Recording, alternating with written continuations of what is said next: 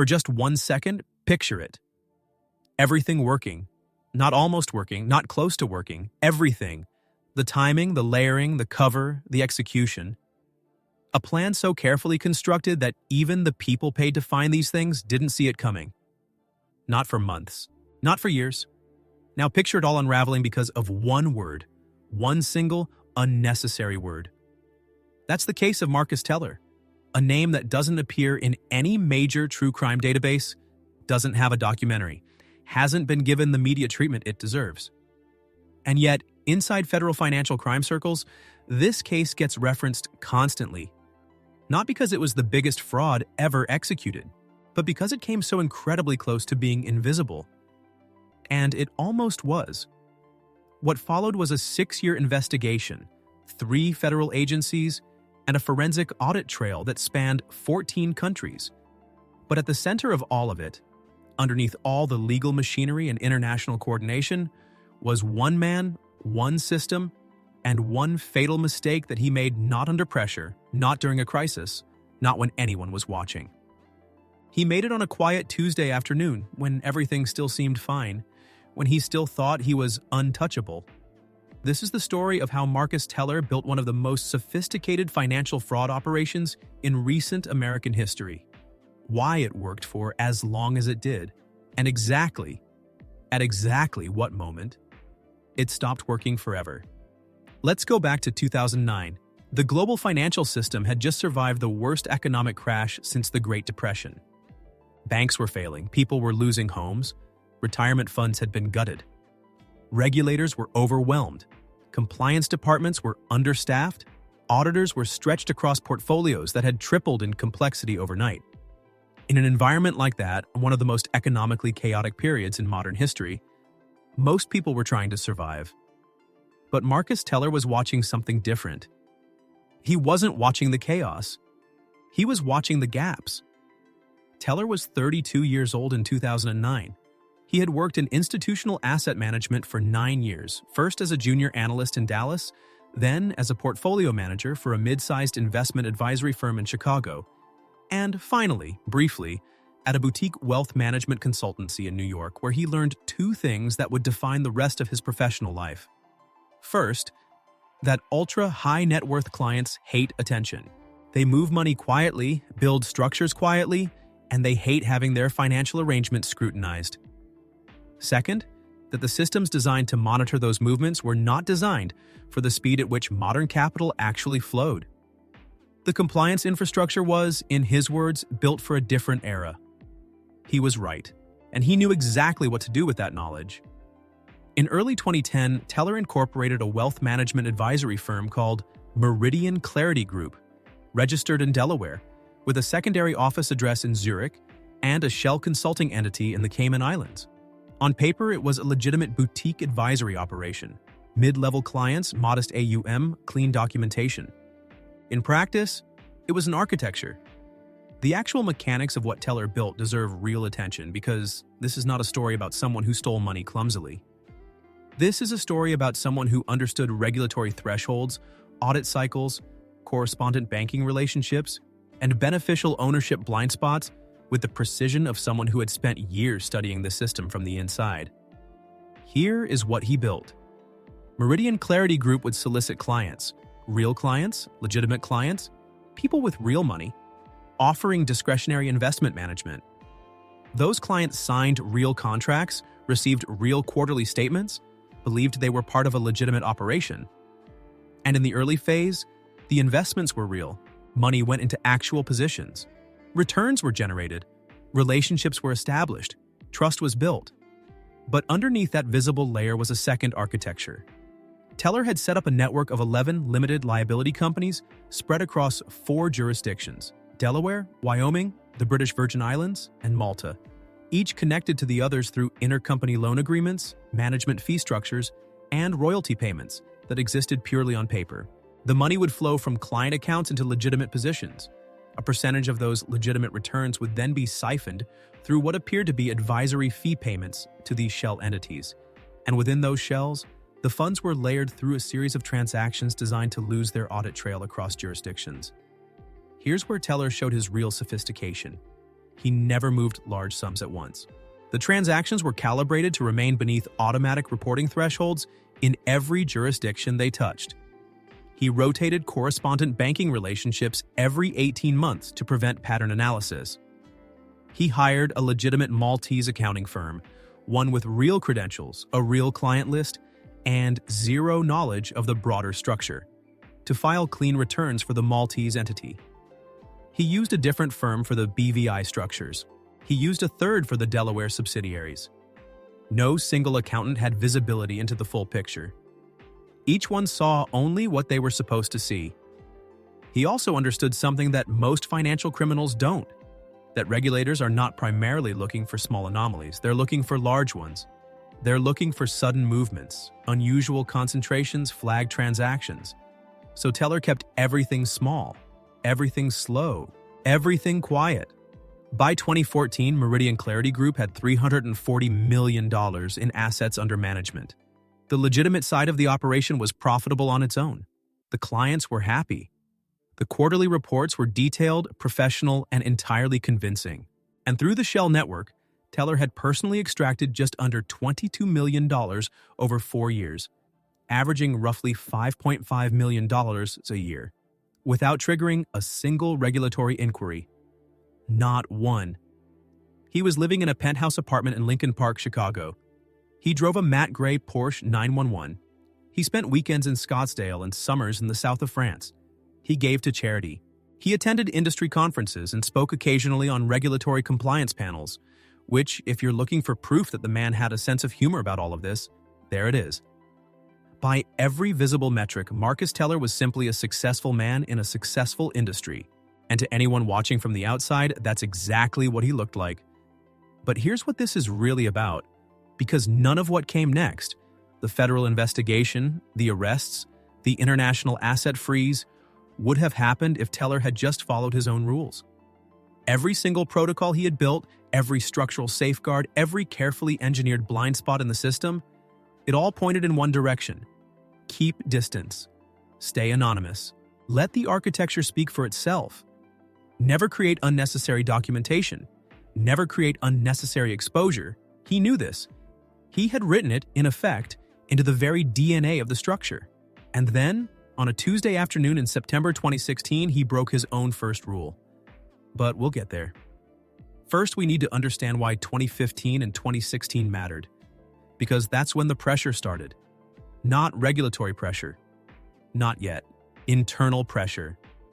By mid-2015, Teller had added several new high-net-worth clients to Meridian Clarity's roster, including 2 families whose combined AUM contribution pushed the firm's total well above $400 million. The visible business was booming. But those new clients came with expectations. 2 of them had employed their own independent accounting advisors who began requesting audit access.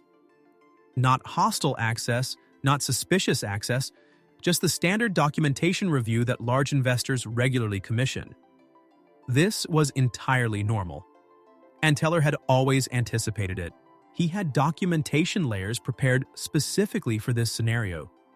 What he hadn't anticipated was the addition of one of those clients' advisors, a forensic accountant named Patricia Sue, based in San Francisco, who had a reputation in institutional circles for being unusually thorough. She wasn't investigating Meridian Clarity. She wasn't suspicious. She was simply doing what she always did, which was reading everything. Every document, every footnote, every intercompany agreement, every management fee disclosure. She found nothing actionable, nothing. The documentation was clean. The architecture was invisible. She completed her review in November 2015, filed a standard advisory report to her client, and closed the engagement with no flags raised. But she had asked several questions during the review that Teller had not expected. Not damaging questions, just precise ones. Questions about the fee calculation methodology for a particular management agreement with one of the BVI entities. Nothing in the documentation answered her question directly, and Teller's compliance team had been forced to construct a supplemental memo explaining the structure. That memo was technically correct, entirely defensible, but it was an additional document, one that hadn't existed before, one that hadn't been planned, one that connected even loosely two elements of the structure that Teller had deliberately kept separated. He knew this. He reviewed the memo personally. He almost had it recalled and rewritten. He didn't. The client relationship was too important. The timing was sensitive. He filed the memo, closed the review, and told himself the risk was manageable. That was the first crack. Not because the memo was evidence of wrongdoing, but because it introduced a thread. A small, almost invisible thread that connected two things that were supposed to have no relationship with each other. And in a system built entirely on the absence of visible connections, the presence of even one, even an innocent seeming one, is something that can be followed. At that moment, though, Teller probably thought it was behind him. The review was closed. The client was satisfied. Sue had found nothing. Life continued. But threads don't disappear just because you stop looking at them. In early 2016, a completely unrelated investigation by the Financial Crimes Enforcement Network, FinCEN, into a separate money laundering network operating through shell companies in Malta, and the BVI identified one of the correspondent banking relationships that Teller's structure had been using 18 months earlier. Not a current one. He had rotated that relationship out in 2014, exactly as his protocol dictated. But in reconstructing the earlier network's transaction history, FinCEN analysts ran a standard expansion query across all entities that had used that correspondent banking corridor during the same window. Meridian Clarity Group's BVI entity appeared in the query results, not as a suspect, not as a target, as a data point, one of hundreds of legitimate and semi-legitimate entities that had used the same banking corridor during that period. Standard procedure at this stage would have been to flag it for low-priority review, pass it to a compliance desk, and, in the vast majority of cases, clear it within 60 days. Except that among the FinCEN analyst team reviewing that particular expansion dataset was a junior analyst named Devin Marsh, 3 years out of Georgetown, detail-oriented in the way that only people who genuinely love the work tend to be, who happened to run a second-layer cross-reference before filing his preliminary clearance recommendation. A cross-reference that pulled beneficial ownership filings for every entity in the dataset across all 4 jurisdictions simultaneously. It was not a standard step. It was not required by protocol. Marsh just did it because he always did it, because he found the patterns interesting. The cross-reference pulled an anomaly. Small, easily explainable. In fact, there was an explanation built into the structure that would have covered it. Except, and here is where Teller's earlier problem compounded, the explanation that should have covered it contradicted the supplemental memo that had been filed for Patricia Sue's review in November 2015. Not dramatically, not obviously. The contradiction was subtle enough that any reasonable compliance reviewer would have accepted either explanation individually without question.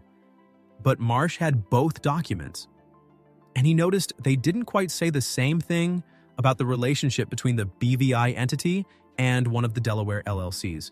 He flagged it. Low priority. Recommended for secondary review. The flag sat in a queue for 11 weeks. Then it got picked up. And this is where the structure that Teller had spent 6 years building started to show its deepest vulnerability. Not its complexity, but its fragility. Because complex systems are often fragile systems. Every additional layer that had been added to make the architecture invisible had also created an additional surface where, under the right angle of scrutiny, a single inconsistency could become visible.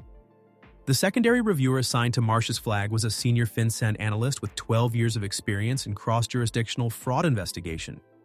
She pulled Meridian Clarity Group's full public filing history across all 4 jurisdictions. She reviewed the Sue memo. She mapped the intercompany fee structure as it appeared in the official documentation. And within 2 weeks of her first look, she escalated to her supervisor with a recommendation for formal investigation. She did not yet know what she had found. She knew only that something about the documentation topology didn't fit the way legitimately structured advisory firms were typically organized. She couldn't point to a crime. She could only point to a shape that was slightly wrong.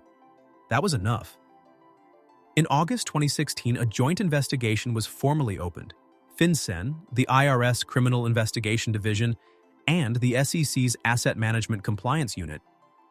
At this stage, Teller knew nothing about any of it. The investigation was sealed. The agencies were operating quietly, requesting documents through regulatory channels that appeared routine, building a financial reconstruction of the structure before making any overt moves. And here is where we arrive at September 2016. The investigators needed one more piece, a direct connection between Marcus Teller personally and the beneficial ownership of the BVI entities. The documentary structure had been designed to keep his name at one remove from those entities at all times. He was not listed as a beneficial owner. He was not a signatory. His name appeared nowhere in the formal documentation of the shells. His connection ran through a nominee arrangement, a named intermediary who served on paper as the controlling party, and that nominee, a Maltese national named Andre Vella, was entirely legitimate, meaning he had no criminal history, and entirely compliant, meaning he answered questions honestly when regulatory authorities asked them, and entirely unaware, meaning he did not know the full scope of what he had nominally agreed to control. The investigators were working to establish the Teller-Vella BVI chain through financial transaction reconstruction, but it was slow. The paper trail had been deliberately degraded at the key connection point. They had circumstantial evidence, they needed documentary evidence. And then Teller gave it to them. Not under pressure, not during questioning, not in a crisis moment. On a Tuesday afternoon in September 2016, Marcus Teller sent an email. He sent it to his personal assistant, asking her to follow up on a wire transfer that had been delayed. The wire transfer was from one of the BVI entities. He referred to it in the email as my account. 2 words, my account. He had spent 6 years building an architecture specifically designed to ensure that those 2 words could never be truthfully placed in the same sentence with any reference to those entities. The entire legal and documentary construction of the structure existed to prevent exactly this, a direct first-person claim of ownership. And in a moment of routine impatience dealing with a delayed wire on an otherwise ordinary afternoon, he wrote it. Not to an investigator, not to a regulator. To his personal assistant, who then forwarded the message to the relevant banking contact. That email entered a monitored communications channel. By the following morning, it had been flagged and routed to the Joint Investigation Team. The investigation had its documentary link. From that point forward, the timeline collapsed with extraordinary speed. Within 3 weeks, federal warrants had been issued. Within 6 weeks, asset freezes had been executed across all 4 jurisdictions. Within 4 months, Teller was under formal indictment on 14 counts, including wire fraud, tax evasion, money laundering, and securities fraud. Vella cooperated fully with investigators. 3 of the 11 shell entities were traced back to Teller's direct control within the first month of full forensic access. The Sue memo, the FinCEN anomaly, and the September 2016 email formed the documentary spine of a prosecution that would ultimately result in a 22-year federal sentence handed down in May 2019. $22 million recovered. Another $8 million in associated penalties and asset forfeiture. The clients, the legitimate ones, the ones who had trusted their capital to Meridian Clarity Group, faced a complex resolution process that took years and returned less than full value to the most heavily impacted accounts. Several of them have spoken publicly about the experience. The words they use are consistent: betrayal, violation, disbelief. Because from where they sat, nothing had seemed wrong. Everything had seemed professional, diligent, and trustworthy. That was the point. That had always been the point. Now step back from the timeline for a moment, because the forensic reconstruction of this case, published in partial form as part of the FinCEN's post-prosecution analysis in 2020, reveals something that goes beyond Teller's individual choices. It reveals a structural argument about how sophisticated financial fraud actually operates, and why the systems designed to catch it so often don't. The investigation was not triggered by a regulatory sweep. It was not triggered by a client complaint. It was not triggered by a bank reporting suspicious activity in real time, which is the mechanism that anti-money laundering frameworks rely on as their first line of defense. The investigation was triggered by a junior analyst at FinCEN doing something that wasn't strictly required of him, running one extra cross-reference out of personal habit before filing a clearance recommendation. Remove Devin Marsh from that desk on that day, and the trajectory of this case almost certainly looks different. The supplemental memo exists, but without the FinCEN cross-reference anomaly to give it context, it remains permanently invisible. The investigation doesn't open. The email from September 2016 still gets sent, but no one is monitoring that channel, so it goes nowhere. The entire case pivots on one analyst choosing to do one additional check that he wasn't required to do. That is not a comforting thought for anyone who believes that complex fraud is being systematically detected by the systems built to detect it. And that's the part of this case that the formal legal narrative tends to underemphasize, because the legal narrative is about Teller's guilt, which is clear and total. But the systemic narrative, the one that matters for everyone who isn't Marcus Teller, is about the fact that a 6-year fraud operation affecting hundreds of millions of dollars was running cleanly, invisibly, and without a single regulatory flag, until a chain of accidents aligned in precisely the right sequence. The Sioux Review happened to produce a memo that happened to create an inconsistency that happened to appear in a dataset that happened to be reviewed by an analyst who happened to run an extra query. Every one of those elements is contingent. Remove any one of them and the outcome is different. Teller understood the system well enough to design around its systematic components. What he couldn't design around was the unsystematic ones. The analyst who went one step further than required. The memo that survived when it shouldn't have. The email sent in a moment of irritation on a Tuesday afternoon. He had built his protection against the machine. He hadn't built protection against the human moments inside it. That's the architecture of his failure. And now consider the error itself. My account. With full awareness of what it represented, this was not a moment of ignorance. Teller knew with absolute precision what those two words meant from a legal standpoint. He had structured 6 years of meticulous documentation specifically to prevent anyone from ever being able to attach those words to that account. He understood beneficial ownership law. He understood evidentiary standards. He understood exactly what a first-person ownership claim, documented in writing, entering a monitored communication channel could do to his position. He knew all of it, and he wrote it anyway. Why? Because at the moment he wrote it, he was not thinking like a man operating a 6-year fraud architecture. He was thinking like a man dealing with an annoying wire transfer delay. He was thinking about the $340,000 that was late and the meeting he had that afternoon and the dinner reservation he had that evening. He was thinking like a person who had been operating comfortably inside a protected environment for so long that the protection had started to feel like reality. This is what sustained operational security actually does to the human beings operating within it. It normalizes. The procedures that felt urgent and critical in 2010 had, by 2016, become routine background noise.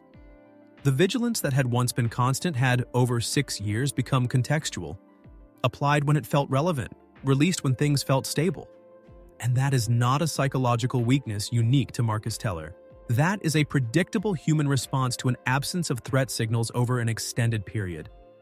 When nothing goes wrong for long enough, the brain begins to classify the precautionary behaviors as excessive. It does this automatically, without announcement, without conscious decision. It simply begins to lower the threat assessment of situations that haven't produced negative outcomes. And the behavioral protocols that were calibrated for high threat become gradually a burden that the conscious mind starts to quietly deprioritize. Teller had received no threat signals for 6 years. 6 years of clean operations, satisfied clients, clear audits, and a growing business. The machine had worked so well for so long that the person running it had unconsciously begun to treat it as a machine that ran itself. The email was not a moment of criminal recklessness. It was a moment of psychological normalization. And that is, if anything, a more disturbing thing, because it is far more universal. Because it means the error was not the product of a unique flaw in Marcus Teller. It was the product of something that operates in every human being who has ever operated under sustained procedural discipline for an extended period without negative reinforcement. The most dangerous moment in any long-running operation is not the crisis. It is the absence of crisis. When everything feels secure, the security behaviors become invisible. And when they become invisible, they become unreliable. And when they become unreliable, in the right combination of circumstances at the right moment, they fail. 2 words: my account. The system held for 6 years against systematic scrutiny, regulatory sweeps, sophisticated client audits, and 2 major compliance reviews. It held against everything that was designed and deployed to find it. And it broke against something that wasn't designed to find it at all: a junior analyst's personal habit and a man's impatience on an ordinary afternoon. The last detail worth noting: Teller was sentenced in a Chicago federal courthouse in May 2019. He gave no statement at sentencing. His defense counsel argued, as expected, that the beneficial ownership documentation did not clearly establish his direct control. The argument failed. The September 2016 email was in evidence. The phrase "my account" was read into the record by the prosecution. The judge sentenced him to 22 years. As he was led out of the courtroom, according to one account from a journalist present that day, he looked calm.